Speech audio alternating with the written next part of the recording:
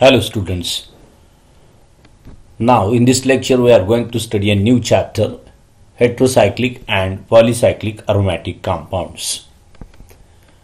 Now let us see what are the heterocyclic compounds and what are the polycyclic compounds, and then afterwards we will see the aromatic compounds. Now hetero means other, heterocyclic means other. तुम्हाला benzene ring माहिती आहे? Benzene ring मध्ये 6 carbon item असतात. म्हणजे बेंझिनची जी 6 त्याच्यामध्ये atoms आहेत ते 6 कसे असतात? कार्बन ॲटम्स असतात. पण बेंझिन मधला एक कार्बन ॲटम असेल तो जर आपण इतर ॲटमने रिप्लेस केला तर त्या कंपाऊंड जो तयार होईल त्याला आपण हेटेरो ॲटम म्हणतो. म्हणजे 6 कार्बन पैकी 5 कार्बन आणि एक इतर ॲटम जर असेल तर तो जो कंपाऊंड तयार होईल त्याला आपण म्हणतो हेटेरो ॲटम. हेटेरो ॲटम हे कुठले कुठले असतात? तर मग नायट्रोजन, ऑक्सिजन किंवा सल्फर हे ॲटम्सने आपण कार्बनला जर रिप्लेस केलं तर जो कंपाऊंड तयार होईल त्याला आपण हेटेरोसायक्लिक कंपाऊंड असं आपण म्हणतो. म्हणजेच the heterocyclic compounds are the cyclic compounds which contains at least one hetero atom in the ring. म्हणजे रिंग जी असते त्या रिंगमध्ये एक ॲटम कसा असतो? हेटेरो, म्हणजे अदर दॅन कार्बन. आणि मग तो कुठला असतो? मी मगाशी सांगितल्याप्रमाणे तो जो हेटेरो ॲटम असतो तो नायट्रोजन, ऑक्सिजन किंवा सल्फर असतो. Now let us see the classification and nomenclature of some heterocyclic compound. काही हेटेरोसायक्लिक कंपाऊंडचं आपण काय म्हणणार आहोत? क्लासिफिकेशन बघणार आहोत. आता याच्यामध्ये काय पहिलं जो काही कंपाऊंड आहे क्लासिफिकेशनमध्ये ते असतात 5 मेंबर्ड हेटेरोसायक्लिक कंपाऊंड. 5 मेंबर्ड का? तर याच्यामध्ये 5च मेंबर आपल्याला दिसतील. म्हणजे इथं एक ऑक्सिजन आहे, हा पहिला कार्बन, दुसरा कार्बन, तिसरा कार्बन आणि चौथा कार्बन. म्हणजे 4 कार्बन आणि 1 ऑक्सिजन. हा ऑक्सिजन जो आहे तो कार्बनपेक्षा वेगळा आहे म्हणून याला आपण हेटेरोसायक्लिक कंपाऊंड असं म्हणतो. तसंच इथे एक एक्झाम्पल दिलेलं आहे पायरॉलचं, त्याच्यामध्ये नायट्रोजन आपल्याला इथं ॲड केलेलं आहे. इथे चुकीनं पुस्तकामध्ये चुकीचं झालेलं आहे. इथं ऑक्सिजनच्या ऐवजी आपल्याला पाहिजे सल्फर, यस, ती मिस्टेक झालेली आहे, प्रिंटिंग मिस्टेक आहे. इथं यस असेल तर तो असतो थायोपिन. म्हणजे हे 5 मेंबर्ड कंपाऊंड आहेत. एकूण मेंबर 5 आहेत रिंगमध्ये, 1, 2, 3, 4 आणि 5.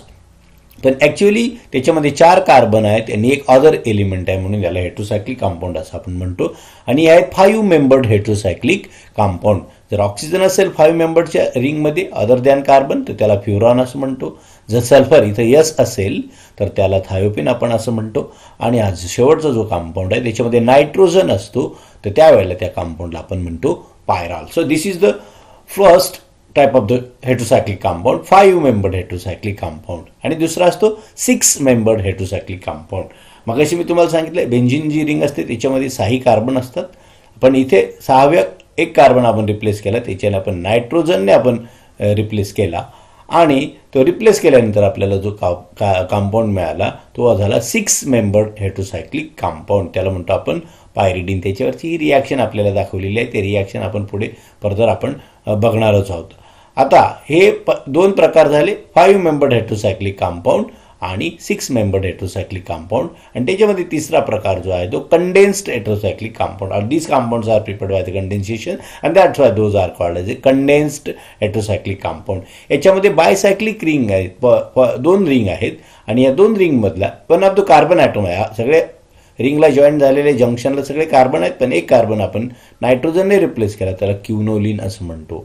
आणि या नायट्रोजनची या ब्रिज हेड पोझिशनपासून पोझिशन बदलली तर हा दुसरा कंपाऊंड तयार होतो, याला आपण म्हणतो isoquinoline. So all these are the heterocyclic compound. Heterocyclic compounds are the compound which contains one of the atom other than carbon are called as a heterocyclic compound and the hetero atoms are nitrogen, oxygen and sulfur. Hetero atom कुठले असतील? Nitrogen, oxygen किंवा sulphur हे hetero atoms त्याच्यामध्ये present असतात. आता बघू आपण पहिलं एक्झाम्पल ज्याच्यामध्ये फ्युरॉन. आता बघणार 5 मेंबर्ड हेटेरोसायक्लिक कंपाऊंड आहे फ्युरॉन. आणि त्या फ्युरॉनचा जनरल फॉर्म्युला काय? C4H4O. म्हणजे त्याच्यामध्ये 4 कार्बन आहेत, 4 हायड्रोजन आहेत आणि काय आहे? ऑक्सिजन आहे. या सगळ्या ठिकाणी आपल्याला जे हायड्रोजन 4 प्रत्येक कार्बनला 1 हायड्रोजन जोडलेला. हा फ्युरॉन जो आहे it is a 5 membered heterocyclic compound. हा 5 मेंबर्ड हेटेरोसायक्लिक कंपाऊंड आहे आणि हा अरोमॅटिक कंपाऊंड आहे. हा अरोमॅटिक का आहे? तर अरोमॅटिक कंपाऊंड जो असतो तो हुकेल्स रूल ऑफ अरोमॅटिसिटी ओबे करतो. हुकेल्स रूल जो आहे तो ओबे करतो. म्हणजेच ज्या कंपाऊंडमध्ये 4n+2π इलेक्ट्रॉन सिस्टम असते त्या कंपाऊंडला आपण अरोमॅटिक कंपाऊंड असं म्हणतो. जसं बेंझिन आहे, बेंझिनमध्ये काय आहेत 6π इलेक्ट्रॉन आहेत. म्हणजे 4n म्हणजे स्टँड्स फॉर, आता इथं रफली आपण म्हणू n स्टँड्स फॉर द पाय इलेक्ट्रॉन्स. आता बेंझिनमध्ये 3 बॉन्ड आहेत, डबल बॉन्ड, त्यामुळे त्याच्यामध्ये काय आहे 3 डबल बॉन्ड असल्यामुळे 6 त्याच्यामध्ये इलेक्ट्रॉन पेअर आहेत, या पाय इलेक्ट्रॉन पेअर आहेत. आणि 4n मध्ये जर आपण रिंग टाकली 4n म्हणजे 4 1 4 +2 फॉर्म्युला आहे 6 झाले पाय इलेक्ट्रॉन. या रिंगमध्ये देखील काय आहेत आपल्याला हे 2 पाय बॉन्ड आहेत. हे 2 पाय बॉन्ड म्हणजे 4 पाय इलेक्ट्रॉन पेअर, कारण एक बॉन्ड फॉर्म करण्यासाठी 2 इलेक्ट्रॉनची गरज असते. म्हणजे हे 2 इलेक्ट्रॉन आणि इकडचे 2 इलेक्ट्रॉन असे 4 इलेक्ट्रॉन झाले. आणि मग इथं जे ऑक्सिजन आहे याच्यावर देखील काय आहे 2 लोन पेअर आहेत, या देखील अरोमॅटिसिटी कंप्लीट करण्यासाठी इन्व्हॉल्ड असतात. म्हणून हे 2 आणि 2 4 आणि 2 6 पाय इलेक्ट्रॉन असल्यामुळे हा काय आहे, it is aromatic in nature. Why furan is aromatic in nature? Because it obeys a Huckel's rule as it contains 6 pi electrons. त्याच्यामुळे तो aromatic compound आहे. सो आता हा 5 membered aromatic compound आहे ज्याचा फॉर्म्युला आहे C4H4O. आता हा कंपाऊंड कसा तयार केला जातो, late us see the method of preparation. Preparation of method, त्याला पहिला जे काय त्याचं प्रिपरेशन आहे फरफ्युरल. हा अल्डिहाइड आहे, फरफ्युरल, अल मीन्स अल्डिहाइड. हा फरफ्युरल जो आहे या फरफ्युरल कंपाऊंडचं आपण जर स्टीम डिस्टिलेशन केलं ऑक्साईड कॅटलिस्ट बरोबर, तर त्यावेळेला आपल्याला काय मिळतो, कार्बन मोनॉक्साईड बाहेर पडतो आणि आपल्याला मिळतो furan. So this is the first preparation. दुसऱ्या मेथडमध्ये आपल्याला काय म्युसिक ॲसिड जे आहे ते म्युसिक ॲसिडमध्ये 2 स्टेपमध्ये आपल्याला काय करता येतं, हा कंपाऊंड तयार करता येतो. आता पहिल्या स्टेपमध्ये काय होतं, पहिल्या स्टेपमध्ये मग त्याचं काय केलं जातं, हे म्युसिक ॲसिड जे आहे त्याचं ड्राय डिस्टिलेशन केलं जातं, त्याला हीट केलं जातं, डिस्टिल ऑफ वॉटर त्याच्यातलं डिस्टिल ऑफ केलं जातं, त्यामुळे त्याच्यातलं CO2 आणि H2O काय होतं निघून जातं आणि आपल्याला काय मिळतं 2 फ्युराईक ॲसिड. वॉटर मॉलिक्यूल निघून गेल्यामुळे त्याच्यामध्ये मिळतं आपल्याला 2 फ्युराईक ॲसिड. या कंपाऊंडमधनं वॉटर मॉलिक्यूल निघून गेले आणि 2 फ्युराईक ॲसिड आपल्याला मिळतो. इथले बघा आता याच्यामध्ये कसं आहे ॲक्च्युअली, या इथे OH जे आहेत यांच्यामधले हे OH, हा OH आणि इथले 2 H असे ट्वाईस H2O आपल्याला बाहेर निघतात आणि इथे जे आहे वन ऑफ द कार्बोक्सिलिक ग्रुपमधनं हा CO2 बाहेर पडतो. So mechanism is not necessary. त्याचं काय होतं, जर ड्राय डिस्टिलेशन केलं जातं ना आपल्याला 2 फ्युरिक ॲसिड हा पहिल्या स्टेपमध्ये मिळतो फ्रॉम म्युसिक ॲसिड. आणि दुसऱ्या स्टेपमध्ये काय होतं, मग हा म्युसिक ॲसिडला जर आपण बॉईल केलं, म्हणजे याच्यातलं जे काही COOH ग्रुपमध्ये कार्बन डायऑक्साईड याच्यातला काढून टाकला त्याला बॉईल करून, तर आपल्याला मिळतो furan. So this is the preparation from the mucic acid. आता या फ्युरॉनचं प्रिपरेशन नंतर let us see the reactions of the furan. Reaction जे आहेत आता आपल्याला माहिती आहे, रिॲक्शन आपल्याला हा 5 मेंबर्ड हेट्रोसायक्लिक कंपाऊंड आहे आणि it undergoes electrophilic substitution reaction. जसं benzene undergoes electrophilic substitution reaction, likewise it also undergoes electrophilic substitution reaction. Electrophile म्हणजे काय, पॉझिटिव्हली चार्ज स्पीशीज. आता आपल्याला काय आहे ॲक्च्युअली, या इलेक्ट्रोफिलिक सबस्टिट्यूशन रिॲक्शन जी आहे या फ्युरॉनमध्ये, या कंपाऊंडमध्ये फ्युरॉनमध्ये पोझिशन नंबर 2 ला सबस्टिट्यूशन रिॲक्शन होते rather than position number 3. Position number 2 ला आपल्याला काय होते, सबस्टिट्यूशन इलेक्ट्रोफिलिक सबस्टिट्यूशन रिॲक्शन होते रादर दॅन पोझिशन नंबर 3. आता इकडची पोझिशन 5 आहे म्हणजे ही देखील ऑक्सिजनच्या दृष्टीने 2 नंबरची, एक तर इथं सबस्टिट्यूट होईल किंवा या पोझिशनला सबस्टिट्यूट किंवा या पोझिशनला होत नाही. असं का, why furan undergoes electrophilic substitution reaction at position 2 rather than position number 3. फ्युरॉनमध्ये इलेक्ट्रोफिलिक सबस्टिट्यूशन रिॲक्शन ही पोझिशन नंबर 2 लाच होते, 3 ला का होत नाही, तर त्याच्यासाठी तसं रिझन दिलेलं आहे. Now let us see the attack on position number 3 and position number 2. 2 नंबरच्या पोझिशनला इलेक्ट्रोफाईलचा अटॅक होतो त्यावेळेला सिच्युएशन काय असेल इंटरमिजिएटची, आणि 3 नंबरच्या पोझिशनला जर इलेक्ट्रोफाईलने अटॅक केला तर काय असेल बघा. आता इथे इलेक्ट्रोफाईल जो आहे इलेक्ट्रोफाईल is attacking on position number 3. एक जनरल इलेक्ट्रोफाईल आपण कन्सिडर केला. हा इलेक्ट्रोफाईल कुठे अटॅक होतो याचा? पोझिशन नंबर 3ला. पोझिशन नंबर 3ला अटॅक झाल्यानंतर electrophile attacks on position number 3. म्हणजे ही इलेक्ट्रॉन पेअर जी आहे या बॉन्डची ही 3वर जेव्हा शिफ्ट होईल त्यावेळेला कार्बन नंबर 3 हा निगेटिव्हली चार्ज होईल आणि हा निगेटिव्हली चार्ज कार्बनवर मग काय करेल? इलेक्ट्रोफाईलचा अटॅक होईल. ही इलेक्ट्रॉन डेन्सिटी 3वर शिफ्ट झाली, तो निगेटिव्ह झाला आणि पॉझिटिव्हने अटॅक केला. त्याच वेळेला इलेक्ट्रॉन डेन्सिटी 3कडे शिफ्ट झाल्यामुळे कार्बन नंबर 2 काय करतो? It acquires positive charge. अशा प्रकारे हा पॉझिटिव्ह चार्ज इथे आपल्याला मिळतो आणि इलेक्ट्रोफाईल पोझिशन नंबर 3ला आता गेलेला आहे. आता आपल्याला काय होईल? मग हा जो काही इंटरमिजिएट कंपाऊंड तयार झाला हा जेवढा जास्त स्टेबल असेल तेवढं रिॲक्शनचा रेट जास्त असतो किंवा रिॲक्शन त्या रूटने फॉलो होते. मग हा जो आहे रेझोनन्सने स्टॅबिलाइज केला जातो. त्यामुळे काय होतं? ही डबल बॉन्ड पेअर जी आहे या चार्जला चार्ज जर स्टॅबिलाइज झाला तरच इलेक्ट्रोफाईल इथे राहील. त्यामुळे ही पेअर काय होते? पुढे शिफ्ट होते अशा प्रकारे आणि आपल्याला या ठिकाणी डबल बॉन्ड मिळतो. आणि नंतर मग पुढच्या इंटरमिजिएटमधनं काय होईल? हायड्रोजन निघून जातो आणि आपल्याला कंपाऊंड मिळतो इलेक्ट्रोफिलिक सबस्टिट्यूशन रिॲक्शनचा. हे कोणतं आहे? पोझिशन नंबर अटॅक केलेला आहे इलेक्ट्रोफाईलने पोझिशन नंबर 3ला. And now let us see the attack of the electrophile at position number 2. Position number 2ला इथं ही पोझिशन नंबर 2 आहे फ्युरॉनची आणि इथं पोझिशन नंबर 2ला जर इलेक्ट्रोफाईलने अटॅक करायचा असेल तर ही काही पाय इलेक्ट्रॉन डेन्सिटी आहे म्हणजे पाय बॉन्डचे इलेक्ट्रॉन्स आहेत they comes to the electron number 2. म्हणजेच हा 2 नंबरचा जो कार्बन आहे इट बिकम्स इलेक्ट्रोनिगेटिव्ह. त्याच वेळेला हा 3 नंबरचा होईल मग इलेक्ट्रोपॉझिटिव्ह. इलेक्ट्रोनिगेटिव्ह झाला 2 नंबरचा म्हणून इलेक्ट्रोफाईल पॉझिटिव्हली चार्ज आहे त्याच्यावर अटॅक करेल. इथे अटॅक केला आणि हा दुसरा काय झाला? पॉझिटिव्ह. आता हा पॉझिटिव्ह चार्ज पुन्हा स्टॅबिलाइज करावा लागेल. त्यामुळे काय होतं? हा पाय इलेक्ट्रॉन इथं शिफ्ट होतो. इथं आपल्याला डबल बॉन्ड फॉर्म झाला. इकडचे पाय इलेक्ट्रॉन्स इकडे गेले त्यामुळे हा कार्बन काय करेल? पॉझिटिव्ह चार्ज अक्वायर करतो. याने पॉझिटिव्ह चार्ज अक्वायर केला. आता हा पॉझिटिव्ह चार्ज नलिफाय करण्यासाठी पुन्हा काय होईल? मग ऑक्सिजनवरचे इलेक्ट्रॉन पुन्हा याच्यावर येतील. ऑक्सिजनचे इलेक्ट्रॉन आले. आता ऑक्सिजनचे इलेक्ट्रॉन इकडे गेले त्यामुळे ऑक्सिजन अक्वायर्स इलेक्ट्रोपॉझिटिव्ह चार्ज. आता आपल्याला याच्या प्रकारे या चार्जचं स्टॅबिलायझेशन झालं आणि नंतर मग काय होईल? ऑटोमॅटिकली हा हायड्रोजन निघून जाईल आणि आपल्याला इलेक्ट्रोफिलिक दोघी ठिकाणी आपल्याला इलेक्ट्रोफिलिक सबस्टिट्यूटेड प्रॉडक्ट मिळतोय. पण आपल्याला पोझिशन नंबर 2लाच काय मिळतोय? तर इंटरमिजिएट जो फॉर्म होतो पॉझिटिव्ह चार्ज असलेला तो पोझिशन नंबर 3च्या वेळेस फक्त 2च रेझोनेटिंग स्ट्रक्चर मिळतात. पण पोझिशन नंबर 2च्या वेळेला 1, 2 आणि 3 रेझोनेटिंग स्ट्रक्चरने काय केला जातो? इंटरमिजिएट स्टॅबिलाइज केला जातो. More the number of resonating structures more is the stability of intermediate.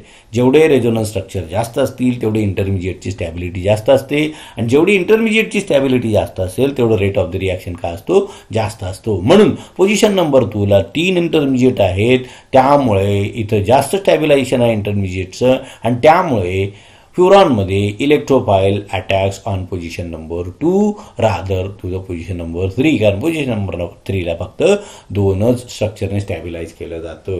अशा प्रकारे मग त्याचं एक्सप्लेनेशन आहे. And that's why furan undergoes electrophilic substitution reaction at position number 2 rather than the position number 3. Now let us see the reactions. आता actually आपण वेगवेगळ्या प्रकारचे त्याच्या रिॲक्शन्स पाहू. पहिली रिॲक्शन आहे सल्फोनेशन रिॲक्शन. आता सल्फोनेशन रिॲक्शनमध्ये काय होतं? Sulphonyl group is get substituted at position number 2 in the furan. फ्युरॉनमध्ये काय केलं जातं? SO3H म्हणजे सल्फोनिल ग्रुप आहे. SO3 ग्रुप जो आहे किंवा SO3H ग्रुप जो आहे तो त्याच्यामध्ये इंट्रोड्यूस केला जातो. This reaction is carried out in presence of the sulphuric acid and pyridine at 100 degree Celsius. 100 degree सेल्सिअसला सल्फ्युरिक ॲसिड बरोबर जर आपण रिॲक्शन केली तर आपल्याला त्याच्या मिळतं कंपाऊंड 2 फ्युरॉन सल्फ्युरिक ॲसिड. आता याच्यामध्ये undergoes this furan reacts with sulphur trioxide म्हणजे SO3H सल्फर ट्रायऑक्साईड कुठून मिळतं आपल्याला? H2SO4 मधनं in presence of pyridine at 100 degree Celsius. त्यावेळेला मिळतो आपल्याला 2 फ्युरॉन सल्फ्युरिक ॲसिड. आता ही जी काय आहे याच्यामध्ये जे काही H2SO4 वापरलं जातं H2SO4 जे आहे सल्फर ट्रायऑक्साईड किंवा इथं कॉन्सन्ट्रेटेड H2SO4 वापरलं जात नाही. त्यावेळेला आपल्याला काय डायल्यूट ॲसिड वापरलं जातं. कारण काय? तर त्यावेळेला कॉन्सन्ट्रेटेड ॲसिड जर वापरलं तर रिंग ओपनिंग होते, म्हणजे compound loses it's identity. Ring opening होत असल्यामुळे कॉन्सन्ट्रेटेड H2SO4 वापरला जात नाही. तो SO3 बरोबर त्याची रिॲक्शन झाली आणि आपल्याला SO3H सल्फोनिल ग्रुप, या ग्रुपला काय म्हणतात, SO3H ग्रुपला सल्फोनिल ग्रुप म्हणतात. इट इज गेट सबस्टिट्यूटेड, हायड्रोजनच्या जागेवर तो सबस्टिट्यूट झाला आणि त्यामुळे त्याला आपण म्हणतो सल्फोनिल ग्रुप इंट्रोड्यूस झाला म्हणून रिॲक्शनला म्हणतो sulphonation reaction. 2 furan sulphonic acid position number 2ला ॲड झाला म्हणून 2 तो फ्युरॉन आहे म्हणून फ्युरॉन, आणि हा काय सल्फोनिक ॲसिड, सल्फोनिल ग्रुप आहे म्हणून ॲसिड ग्रुप आहे सल्फोनिल ॲसिड. अशा प्रकारे त्याचं इंट्रोडक्शन आपल्याला होतं. ही झालं सल्फोनेशन रिॲक्शन. दुसरी रिॲक्शन आहे Friedel and Crafts reaction. Friedel and Crafts रिॲक्शनमध्ये काय होतं, introduction of acyl group in presence of acid chloride. Acyl group जो आहे तो इंट्रोड्यूस केला जातो. असाइल ग्रुप म्हणजे काय, C++OR किंवा C++OCH3 म्हणजे हा झाला असाइल ग्रुप. असिटाइल ग्रुप याला पर्टिक्युलरली म्हणतात. असाइल ग्रुप जो आहे तो इंट्रोड्यूस केला जातो ॲट पोझिशन नंबर 3. ही रिॲक्शन कशी कॅरी आउट केली जाते, मग this reaction is get carried out by acetyl chloride. Acetyl chloride म्हणजे CH3C++OCl किंवा acetic anhydride CH3C++O twice O. आणि याच्या वेळेला काय केलं तर this reaction is carried out in presence of the catalyst. Lewis acid catalyst वापरला जातो. AlCl3 किंवा BF3 हे काय लेविस ॲसिड कॅटलिस्ट वापरले जातात आणि आपल्याला हा कंपाऊंड मिळतो. Furan reacts with this COCl3 in presence of AlCl3 आपल्याला कंपाऊंड मिळतो. म्हणजेच काय होतं, या पोझिशनला 2 पोझिशन. आता इथं काय आहे, हा कार्बन जो अटॅक होईल C++Oला आणि हा Cl ग्रुप निघून जाईल and this is get sulphonyl group is get introduce. याच्यामध्ये हे रिमूव्हल होतो. आता पुढची रिॲक्शन आहे रिमर टिमन रिॲक्शन. या रिॲक्शनला रिमर टिमन रिॲक्शन म्हणतात. या रिॲक्शनने जर फ्युरॉनची रिॲक्शन आपण जर क्लोरोफॉर्म बरोबर कॅरी आउट केली in presence of the base, alkali बरोबर किंवा बेस बरोबर रिॲक्शन आपण कॅरी आउट केली तर अल्डेहाइड ग्रुपचं इंट्रोडक्शन पोझिशन नंबर 2ला केलं जातं. त्या रिॲक्शनला आपण म्हणतो Reimer Tiemann reaction. In this reaction the chloroform reaction in presence of the alkali. Alkali कुठले वापरले जातात, मग NaOH किंवा KOH हे अल्कली वापरले जातात आणि नंतर मग काय होते, रिॲक्शन होते आणि aldehyde group is get introduce at the position number 2. This reaction is called as a Reimer Tiemann reaction. Remer Timon is the name of the scientist. Now next reaction is the hydration reaction. Hydrogenation reaction. Hydrogenation reaction म्हणजे काय, the reaction in which the hydrogens are get introduced at the position of carbon-carbon double bond to form a saturated compound. ज्या hydrogen carbon double bonds असतील त्या ठिकाणी hydrogen introduce केले जातात, substitute केले जातात. त्या रिॲक्शनला आपण काय म्हणतो, हायड्रोजिनेशन रिॲक्शन. आता फ्युरॉन बरोबर काय होतं, मग in presence of hydrogen molecule आणि निकेल कॅटॅलिस्ट वापरून आपल्याला या ठिकाणी काय केले जातात, हायड्रोजन इंट्रोड्यूस केले जातात. डबल बॉन्ड त्यामुळे निघून गेले, 2 हायड्रोजन आता झाले आणि हा जो आहे 4 हायड्रोजन इंट्रोड्यूस झाले या पोझिशनला. 1, 2, 3 आणि 4. 1, 2, 3, 4 पोझिशनला हायड्रोजन इंट्रोड्यूस झाले. त्यामुळे काय या रिॲक्शनला म्हणतात हायड्रोजिनेशन रिॲक्शन आणि आपल्याला तो कंपाऊंड तयार होतो त्याला म्हणतात टेट्राहायड्रोफ्युरॉन. पुढची रिॲक्शन आहे इथे आपल्याला नायट्रेशन रिॲक्शन. आता ही जी काही हायड्रोजिनेशन रिॲक्शन पर्टिक्युलरली इथे दाखवलेली आहे, it is not a substitution reaction, actually it is addition reaction. ही कार्बन डबल बॉन्डच्या ठिकाणी ॲक्च्युअली ॲडिशन रिॲक्शन झालेली आहे. Okay, now let us see the nitration reaction. Nitration रिॲक्शनमध्ये काय केलं जातं, NO2 group is introduce. NO2 group introduce केला जातो, त्या रिॲक्शनला आपण म्हणतो नायट्रेशन रिॲक्शन. फ्युरॉनची रिॲक्शन कॅरी आउट केली जाते. Nitric acid and acidic anhydride produces 2 nitrofuran. कुठलंही वापरलं त्या ठिकाणी आपल्याला 2 नायट्रोफ्युरॉन कंपाऊंड आपल्याला तयार होतो. हा झाला reactions of the furan. Furan compound containing oxygen in the 5 member ring of the carbons. कार्बनच्या 5 मेंबर रिंगला ऑक्सिजन आहे. पुढचा कंपाऊंड जो आहे तो आहे थायोपीन. आता आपण थायोपीन कंपाऊंड जो आहे, या थायोपीनमध्ये काय, त्याचा पण फॉर्म्युला C4H4S हा त्याचा फॉर्म्युला आहे. आणि या फॉर्म्युल्यामध्ये आता आणि एक जो आहे ऑक्सिजनऐवजी इथे काय फक्त सल्फर ॲटम आहे. Sulphur is a hetero atom. Sulphur oxygen किंवा नायट्रोजन जे असतील त्याला हेट्रो ॲटम असं आपण म्हणतो. आणि हा याची 1, 2, 3, 4, 5 मेंबर रिंग असल्यामुळे हा थायोपीन या कंपाऊंडला आपण म्हणतो थायोपीन. थायोपीन देखील काय आहे, हा देखील अरोमॅटिक कंपाऊंड आहे. कारण याच्यामध्ये देखील काय इथे 2 आणि 2 4 आणि 2 6 पाय इलेक्ट्रॉन्स आहेत, त्यामुळे तो हुकेल्स रूल ओबे करतो आणि त्यामुळे तो काय आहे अरोमॅटिक आहे आणि त्यामुळे तो बेंझिनच्या रिॲक्शन दाखवतो. त्याचा late us see the method of preparation rather wasting time in same discussion आहे फ्युरॉनचं आणि याचं, त्यामुळे त्याच्यात वेळ घालवता त्याच्या मेथड ऑफ प्रिपरेशन बघू. पहिली जी मेथड आहे प्रिपरेशनची ॲसिटिलीन बरोबर त्याची H2S गॅसची आणि ॲसिटिलीन जे आहे तर रेड हॉट ट्यूबमधनं काय केलं तर हाय ॲल्युमिनियममध्ये त्याला हीट केलं जातं at higher temperature to form the thiophene. हा आहे ॲसिटिलीन. 2 मॉलिक्यूल ॲसिटिलीनचे H2S गॅस बरोबर आपण रिॲक्शन केले त्यावेळेला in presence of Al2O3 ॲल्युमिना catalyst बरोबर इन प्रेझन्स ऑफ कॅटॅलिस्ट बरोबर 400 डिग्रीला त्याला जर हीट केलं आपण तर आपल्याला मिळतो थायोपिन मॉलिक्यूल. त्यावेळेला हायड्रोजन गॅस हा बाहेर निघतो. So this is the preparation of this thiophene from the acetylene. हा मॉलिक्यूल कुठला आहे ॲसिटिलीन. त्याला इथिलीन पण म्हणतात. त्याला काय म्हणतात ethylene YLENE. Ethane methane alkenes alkynes आपल्याला माहिती आहे. इथाईन पण त्याला म्हणतात. या कंपाऊंड काय म्हणतात इथाईन पण म्हणतात कारण कार्बन कार्बन ट्रिपल बॉन्ड असल्यामुळे. पुढचं प्रिपरेशन जे आहे ते फ्रॉम N ब्युटेन. N ब्युटेनच्या सहाय्याने त्याला काय केलं जातं तयार केलं जातं. N ब्युटेन जो आहे त्याचं सल्फर बरोबर काय केले जाते रिॲक्शन हीट केलं जातं सल्फर बरोबर आणि ॲट 600 डिग्री सेल्सिअस 600 डिग्रीला त्याला काय केलं जातं हीट केलं जातं आणि त्यावेळेला जो कंपाऊंड आपल्याला मिळतो तो कंपाऊंड असतो थायोपिन. त्याला आपण म्हणतो thiophene.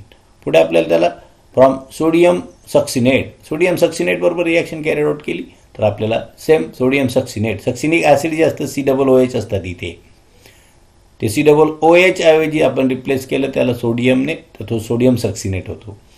Sodium सक्सिनेटची reaction carry out केली जाते फॉस्फरस ट्रायसल्फाईड बरोबर. फॉस्फरस ट्रायसल्फाईड P2S3 बरोबर रिॲक्शन कॅरी आउट केली त्याला जर हीट केलं तर आपल्याला काय मिळतो थायोपिन. सो अशा 3 प्रकारे आपण काय करतो थायोपिनचं प्रिपरेशन करू शकतो. Now let us see the रिॲक्शनची अशा फ्युरॉनमध्ये रिॲक्शन्स मिळतात तशाच रिॲक्शन आपल्याला काय मिळतात थायोपिनमध्ये मिळतात म्हणजे जशा बेंझिनमध्ये मिळतात. Thiophene is aromatic in nature. हा अरोमॅटिक आहे. It undergoes electrophilic substitution reaction. हा पण काय होतो undergoes electrophilic substitution reaction at position number 2. Position number 2ला तो रिॲक्ट होतो. जसं फ्युरॉनमध्ये आपल्याला त्याचे इंटरमिजिएटचे रेझोनेटिंग स्ट्रक्चर जास्त मिळतात तसं याही कंपाऊंडमध्ये मिळतं त्यामुळे तो पोझिशन नंबर 2ला सेम रिॲक्शन्स आहेत. हा कम्पॅरेटिव्ह स्टडीसाठी हे चॅप्टर अत्यंतच उपयोगाचं आहे. आता पहिली रिॲक्शन मग सेम सल्फोनेशन रिॲक्शन थायोपिनची रिॲक्शन कॅरी आउट केली जाते H2SO बरोबर. त्याबरोबर त्याला आपल्याला मिळतो 2 थायोपिन सल्फॉनिक ॲसिड. हा सल्फॉनिक ॲसिड आहे 2 पोझिशनला आहे सल्फॉनिक ग्रुप म्हणून 2 थायोपिन सल्फॉनिक ॲसिड किंवा थायोपिन सल्फॉनिक ॲसिड पण त्याला आपण म्हणू शकतो. आता 2 पोझिशनला म्हणून पर्टिक्युलरली त्याला 2 थायोपिन सल्फॉनिक ॲसिड म्हटलं. सेम दुसरी reaction Friedel and craft reaction. Friedel and craft reaction carried out केली जाते in presence of acid chloride acetyl chloride किंवा मग acetic anhydride in presence of Lewis acid. त्यावेळेला आपल्याला असाईल ग्रुप जो आहे त्या इंट्रोड्यूस केला जातो.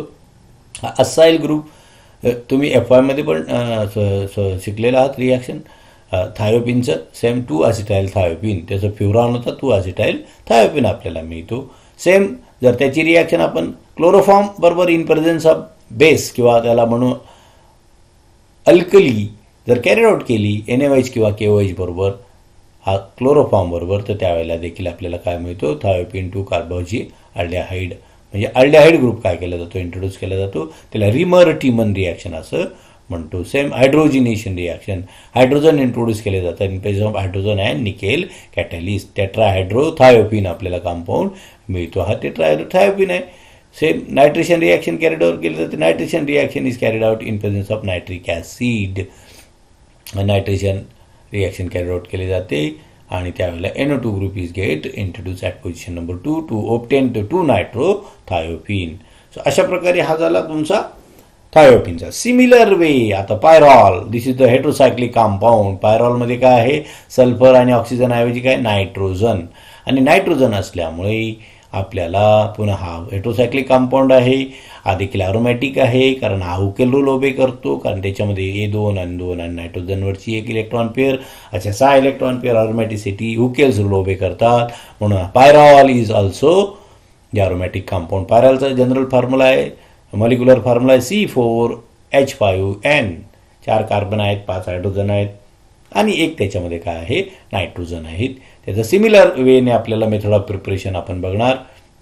आता पहिली मेथड ऑफ प्रिपरेशन आहे ॲसिटिलीन. जसं आपण थायोपिन तयार करू शकत होतो तसं ॲसिटिलीनची इथं काय, तिथं सल्फर बरोबर त्याला रिॲक्ट करत होतो. इथं अमोनिया बरोबर जर आपण त्याला रिॲक्ट केलं, हीट केलं, ॲसिटिलीनला अमोनिया बरोबर जर हीट केलं तर त्यावेळेला आपल्याला मिळतो pyrrole. So in this method pyrrole is prepared by passing mixture of this acetylene and ammonia through the red hot tube. म्हणजे हीट केलं जातं, रेड हॉट ट्यूबमधून पास केलं जातं आणि आपल्याला मिळतो पायरॉल. नंतर हा फ्युरॉन जो आहे याचं जे आहे दुसरं प्रिपरेशन फ्रॉम फ्युरॉन, म्हणजे फ्युरॉनपासून देखील आपण त्याला तयार करू शकतो. फ्युरॉन जो आहे, या फ्युरॉन आणि अमोनिया यांचं मिक्सचर जे आहे ते ओव्हर ॲल्युमिना कॅटलिस्टवरून पास जर केलं 400 डिग्री सेल्सिअसला, फ्युरॉन आणि अमोनिया यांचं मिक्सचर ह्या ॲल्युमिना कॅटलिस्ट बरोबर 400 डिग्रीला जर आपण त्याच्यातनं पास केलं तर त्यावेळेला मिळतो आपल्याला पायरॉल.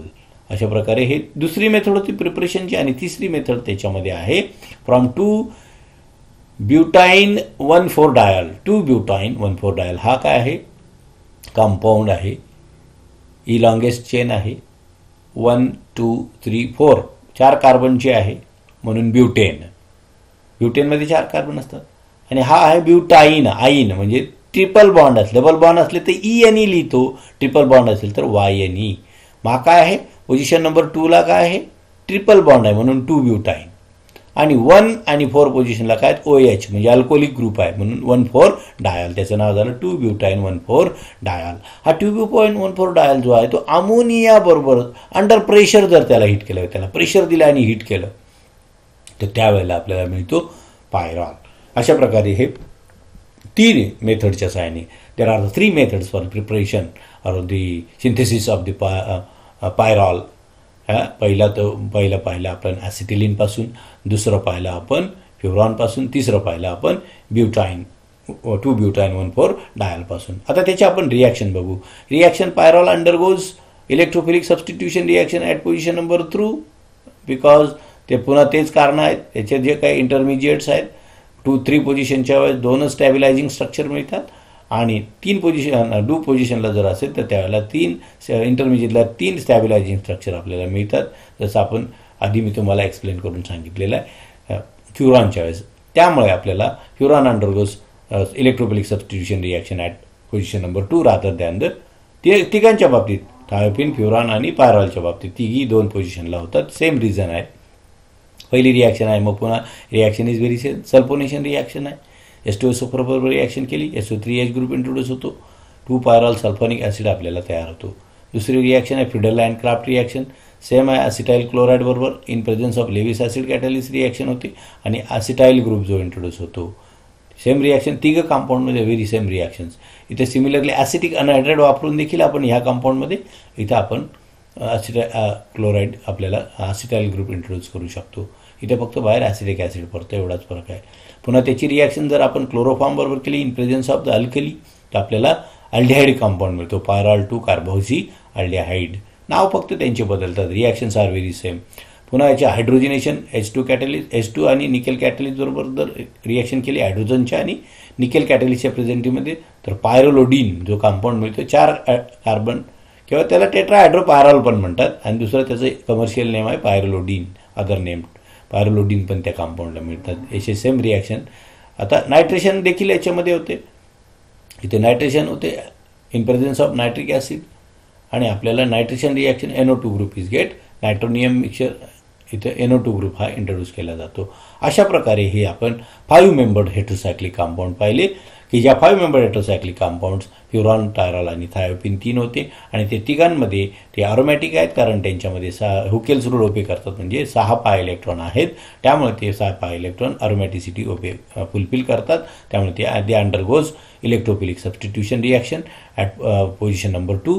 कारण इलेक्ट्रोफिलिक पोझिशन ज्या वेळेला 2 पोझिशनला होते त्यावेळेला जे इंटरमिजिएट कंपाऊंड म्हणतो it is get stabilised by the 3 resonating structure आणि जर 3 पोझिशनला जर अटॅक होत असेल इलेक्ट्रोफिल तर it is get only stabilised by the 2 structures. त्यामुळे 3 स्ट्रक्चर जास्त असल्यामुळे हे फायरॉन, पायरॉल, थायोपिन हे 3 पोझिशनला 2 पोझिशनला इलेक्ट्रोफिलिक सबस्टिट्यूशन रिॲक्शन त्यांच्यामध्ये होते आणि त्यांच्या जवळपास रिॲक्शन जे आहेत सल्फोनेशन रिॲक्शन आहे, नायट्रेशन रिॲक्शन आहे, फिडल अँड क्राफ्ट रिॲक्शन आहे, रिमर चिमन रिॲक्शन आहे, hydrogenation reaction, same reactions are there.